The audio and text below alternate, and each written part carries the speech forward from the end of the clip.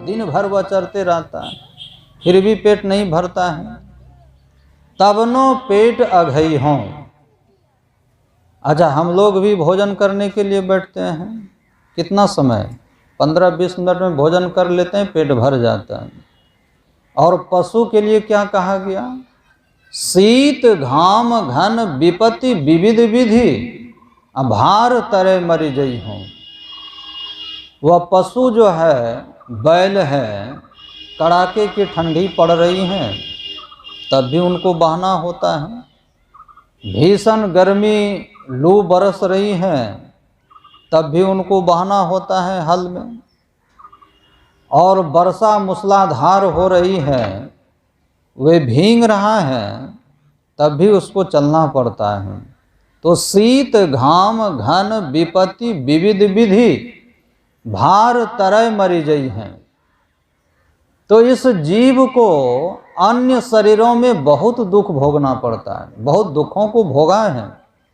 सहजोबाई ने कहा, पापी जीव गर्भ जब आवे, अब भवन अंधेरो बहु दुख पावे। यह जीव जो है जब माँ के गर्भ में जाता है तो वह घर बिल्कुल अंधकारमय कोठरी।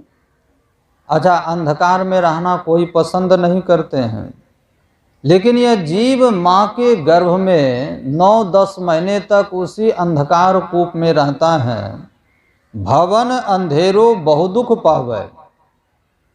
उस घर में कहीं बल्ब और मरकरी का प्रकाश नहीं, कहीं से हवा आने की व्यवस्था नहीं, कोई व्यवस्था नहीं वहाँ पर। यहाँ तो बिजली का पंखा है, मरकरी की रोशनी है, सारी व्यवस्था कर लेते हैं, लेकिन वहाँ भवन अंधेरो बहुत दुख पावे। तल मूड़ी ऊपर को पाँव, सिर नीचे लटक रहा है और पैर ऊपर। अच्छा, अभी अगर किसी को ऐसा किया जाए तो कितने देर तक रहेंगे? 5-10 मिनट में तो हालत खराब हो जाएगी। और गर्भस्थ शिशु इस तरह से उल्टा 9 महीने तक रहता है, तल मूड़ी और ऊपर पाँव, मुख लिंगी और विष्ठा ठाऊं। बच्चे का मुंह कहाँ होता है? तो कहाँ जहाँ पेशाब की थैली है, पखाना की थैली है, रुधिर है, वहीं पर बच्चे का मुंह होता है। और उसी जगह जो है वह बच्चा पलता है। और खट्टा मीठा माता खावे, अगर माँ उस समय खूब बढ़िया बढ़िया झालदार बना करके खाती है, खट्टा खाती है, मीठा खाती है, अचार खाती है, चरपरा खाती हैं, मतलब अपने मन के अनुकूल चीज़ें बना करके अगर खाती हैं तो माँ को तो खाने में अच्छा लगता है, तो वो तो खाती हैं। लेकिन कहा कि उस सब्जी का प्रभाव उस बच्चे पर जाकर के सीधा पड़ता है। अच्छा, कभी आप लोग अनुभव किए होंगे, सब्जी टुकड़ा करने में उंगली कट जाती है, जब मसाला पीसने की बारी आती है और कटे हुए स्थान में मसाला अगर लग जाए तब देखिए कितनी जलन होती है। यद्यपि माता की उंगली मोटी है, कठोर चमड़ी है, तब इतनी जलन होती है। और बच्चा का शरीर तो कहा कि अत्यंत सुकोमल होता है, तो वह तीखे सब्जी जो खा रही है प्रभाव कैसा पड़ता है? तो सहजोबाई कहती हैं, लगी छुरी सी बहु दुख पावे। मतलब छुरी से जैसे किसी को काट रहा है, इस तरह से। तो उस तरह से बच्चे को वहाँ पर कष्ट होता है। तो कहा कि बहुत बहुत दुख होता है। और यह परेशानी जो है गर्भस्थ शिशु को होता है। और इस परेशानी से हम आप लोग सब कोई बाहर निकले हैं और परमात्मा से कौल करार किए हैं, उनसे वादा किए हैं कि मैं गर्भ से बाहर निकलते ही आपका भजन करूंगा। तो इस बात को तो लोग भूल जाते हैं इसीलिए संत कबीर साहब याद दिला देते हैं कि करी के कौल करार आया था भजन को, अब तो मूर्ख गमार क्या लगा परण को।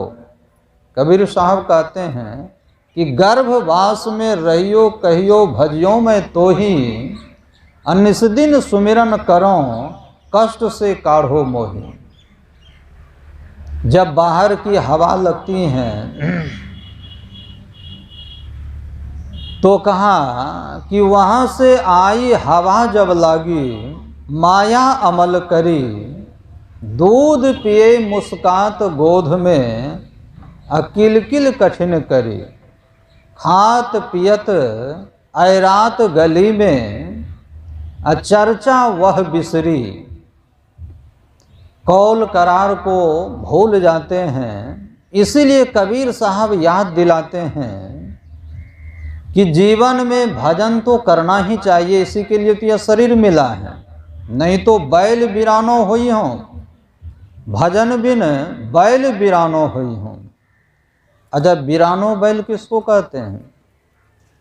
एक बैल आपके पास हो किसी एक किसान के पास, और एक बैल किसी और किसान के पास हो, तो दोनों किसान जो है आपस में हल जोतने के लिए दोस्ती कर लेते हैं, भांजा लगाते हैं।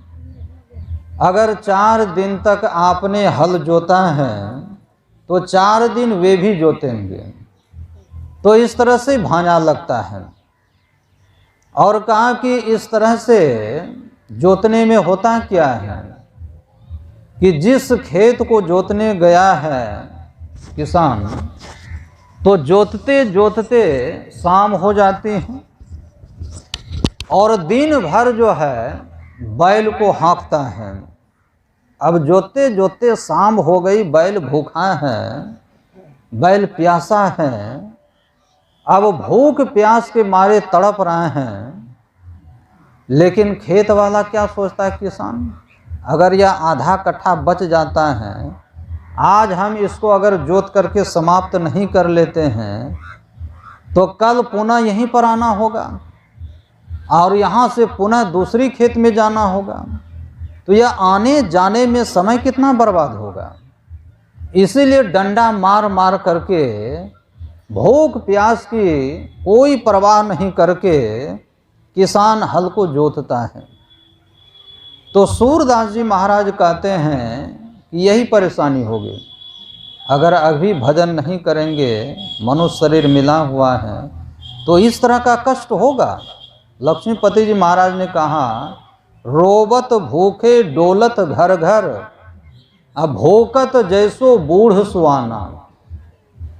लक्ष्मीपति पचतात सेज पर, अब फिरत बिकल भय बैल पुराना। क्या कहा कि बैल जब बूढ़ा हो जाता है तब उसको खिलाना नहीं चाहता है, बूढ़े बैल को। किसान उस पर कोई ध्यान नहीं देते हैं, और जो बैलगाड़ी में चलने लायक होता है, हल में जो चलने वाला होता है, उसको भरपेट भोजन कराया जाता है, उसकी सेवा होती है, इसीलिए उससे काम लेना है। अब वही बैल अगर पुराना हो जाता है, बूढ़ा हो जाता है, अब उससे काम नहीं लिया जाता है, बेकार हो जाता है, तो बैल के गले की डोरी को खोल दी जाती है, और वह बैल जो है अब दरवाजे दरवाजे घूमता है, और जिसके दरवाजे पर जाकर के मुंह में नाद में मुंह देता है, तो वहीं पर उसको डंडा खाना पड़ता है। कौन देगा उसको खाने के लिए? तो बूढ़ा होने के बाद जिस तरह से बैल की हालत होती है, परेशानी होती है, तो लक्ष्मीपति गोसाई महाराज कहते हैं कि ठीक इसी प्रकार अगर भजन नहीं करेंगे तो आगे बड़ी विपत्ति होगी। रोबत भूखे डोलत घर घर, ये हालत होगी हमारी।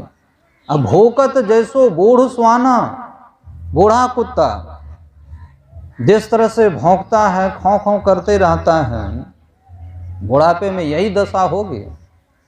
इसीलिए संत महापुरुष कहते हैं कि समय से हमें भजन कर लेना चाहिए। मन पछतई हों अवसर बीते, दुर्लभ देह पाई हरिपद, भजु कर्म वचन मन हीते, मन पछतई हों अवसर बीते, समय बीतता चला जा रहा है। समय बड़ा अच्छा अवसर हम लोगों को मिला हुआ है, इसलिए संत महापुरुष कहते हैं कि इस अवसर का लाभ हम लोगों को लेना चाहिए, समय निकाल करके। अच्छा, पूरा का पूरा समय तो कोई नहीं दे सकते, क्योंकि घर गृहस्थी का भी काम है, उसको भी देखना है। तो सबको संभालते हुए संतों ने कहा, सबका संभाल करते हुए समय निकाल करके भजन करने के लिए संतों ने कहा। यदि ऐसा नहीं करते हैं तो लक्ष्मीपति जी महाराज ने क्या कहा, भजन बिन चारों पन बिगड़ी, प्रथम बिगड़ी मातु के गर्भ में, प्रभु जी से कौल करी, अंदर से जब बाहर आए तो प्रभु का कौल बिसरी, दूजा बिसरी बालापन में, अब बात बोले तोतरी, अब फिरत मगन नगन तन धूरी लपेटे, मातु पिता दुलरी। दूसरा बिगड़ जाता है बचपन में, बालापन में। बच्चा तोतला करके बोलता है तो माता पिता को सुनने में अच्छा लगता है, तोतली वाणी अच्छी लगती है सुनने में, कर्णप्रिय होती हैं। तो खींच करके उस बच्चा को कभी उस गोद में, कभी उस गोद में, कभी कोई ले लेते हैं, कभी कोई ले लेते हैं। मतलब उस समय इतना प्यार होता है। लेकिन जब समय बदलता है, आज जिस बच्चे को इतना प्यार से गोद में लेते हैं, और वही जब बूढ़ा हो जाएंगे तब लार गिरने लग जाएंगे मुंह से, तब जूठा गिरने लग जाएगा मुंह से, तब पेशाब पैखाना करने लग जाएंगे तब आपके कपड़े पर, तब क्या कहेंगे कि दादा या दादी जी बहुत गंदी हो गई है। इस तरह से जो है गंदा करती रहती है, अब घृणा करते हैं, छूना नहीं चाहेंगे। तो संसार इस तरह का है। इसीलिए संत महापुरुष कहते हैं कि जीवन में रह करके पवित्र काम करना चाहिए। अति दुर्लभ है तन मानव का, यह पारस ज्ञान विचारिए जी। जैसे पारस पत्थर होता है तो लोहा से स्पर्श होते ही लोहा को वह सोना बना देता है। ठीक इसी तरह महापुरुष कहते हैं कि अगर सत्संग करेंगे तो सत्संग से जुड़ करके यह जीव परमात्मा में मिल करके यह परमात्मा स्वरूप हो जाएंगे। ये जीवन इतना अनमोल है, इतना उत्तम है। बहुत कुछ आप जानते हैं, बहुत विद्या आपने अर्जन कर लिया है, बहुत ज्ञान है आपके पास, बहुत सारी तरह से आप संपन्न हैं, लेकिन जीवन में भजन नहीं, भक्ति नहीं, तो महापुरुष कहते हैं उसका जीवन ही बेकार है। एक राजा के दरबार में एक जौहरी गया, तो जौहरी को उस राजा ने एक हीरा निकाल करके दिया और कहा, राजा ने कहा कि इस हीरा की कीमत बतलाओ, आप जौहरी हो। तो जौहरी तो बड़े ही कुशल थे। हीरा को देख करके जौहरी ने कहा कि इस हीरा की कीमत है 99,000 रुपये। कितना? 99,000। तो राजा ने जौहरी से कहा कि अरे जौहरी, तुम 99,000 बता ही दिया तो 1,000 और बतला देता तो पूरा 1,00,000 हो जाता। 1,000 उसमें कम क्यों रख दिया? तो जौहरी ने कहा कि महाराज, आप इसका मूल्यांकन हमसे पूछे हैं तो मैं इसका जो सही मूल्य है वह आपको मैं बतलाया। तो राजा ने कहा कि हम कैसे मान लें कि तुम सही ही बतला रहे हो, और इतना अनुमान तुम्हारा पक्का है कि तुम बिल्कुल सही बतला रहे हो।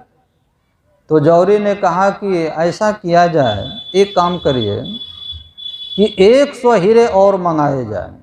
तो राजा थे तो हीरे की वहाँ क्या कमी थी? 100 हीरे और मंगाए गए और उस एक हीरा को बीच में रख दिया।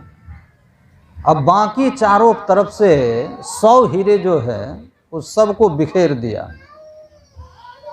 तब दिखलाते हैं राजा को जौहरी ने कि देखिए राजन, इस एक हीरा का प्रकाश जो है 99 हीरे पर पड़ रहे हैं और बाकी एक हीरा पर इसका प्रकाश नहीं पड़ रहा है, और 99 हीरे पर इसका प्रकाश जा रहा है। तो राजा ने भी देखा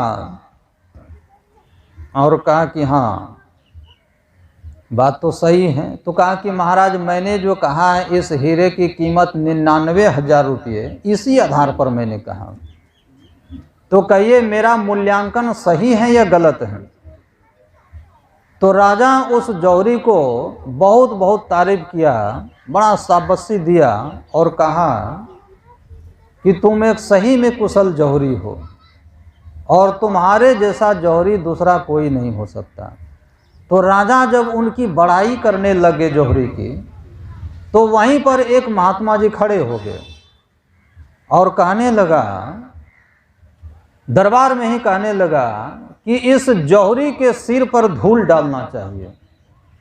अब सब लोग सुन करके अवाक हो गए कि धूल क्यों डालना चाहिए जौहरी के माथे पर। तो राजा ने कहा कि महाराज आप जो कह रहे हैं कि धूल डालने की बात, तो धूल क्यों डालनी चाहिए। तो कहा कि यह जौहरी जो है इस मानव जीवन को पाकर के अपना सारा जीवन पत्थर को परखने में लगा दिया, पत्थर को पहचानने में सारा जीवन लगा दिया इन्होंने। और संतों के दृष्टि में हीरा क्या है, ये तो पत्थर ही होता है।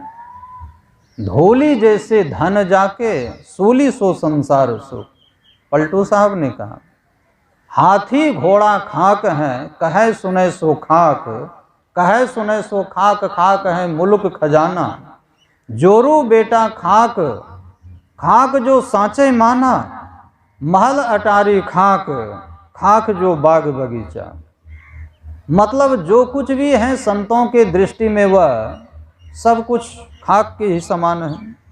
तो महात्मा जी ने कहा कि जिस मानव जीवन को इसने पत्थर परखने में सारा जीवन लगा दिया, बर्बाद कर दिया, और उसी जीवन में अगर यह सत्संग करता, अगर भजन करता, तो यह परमात्मा को भी पहचान लेता। तो हम लोगों का जीवन अवश्य ही बहुमूल्य है। इस जीवन का सदुपयोग हम लोगों को करना चाहिए। यही भगवान श्री राम का उपदेश है। क्योंकि यह मनुष्य शरीर देव दुर्लभ होते हुए भी बड़ा क्षणभंगुर है। इतना क्षणभंगुर है कि इस संबंध में संत चरण दास जी महाराज की शिष्या सहजोबाई कहती हैं, पानी कासा बुलबुला यातन ऐसा होय, पीब मिलन को ठानिए रहिए ना पड़ी सोय। रहिए ना पड़ी सोय बहुरे नहीं मनखा देही, आपुन ही की खोज मिले जब राम सनेही। हरि को भूलें जो फिरे सहजो जीवन छार, असुखिया जब ही होगे सुमिरोगे करतार। इसीलिए कहा कि मनुष्य शरीर में आए हुए जीवात्मा का यह परम कर्तव्य बन जाता है कि अपने आप को आवागमन के चक्र से बचाने के लिए ईश्वर भक्ति करने में लग जाएं। इसी में मानव जीवन की सार्थकता है। आज रविवार भी है, गुरु कीर्तन भी होगा, पूज्यपाद की मुखारबिंद से अभी प्रवचन सुनना है। तो मैं इतना ही कहा और इतना ही कह करके चर्चा में विराम देता हूँ। बोलिए प्रेम से श्री सद्गुरु महाराज की जय।